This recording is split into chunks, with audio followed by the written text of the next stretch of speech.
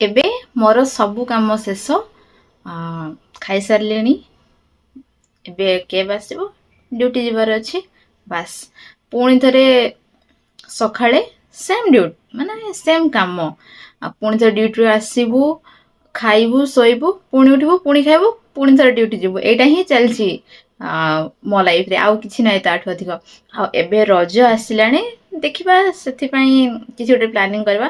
ବାହାରକୁ ଯିବା ତ କିଛି ଇଚ୍ଛା ନାହିଁ ମୋର, କିଏ ଡାକିଲେ ବି ଯାଉନି, କି ମୋର ବି ଇଚ୍ଛା ନାହିଁ ଯିବାକୁ।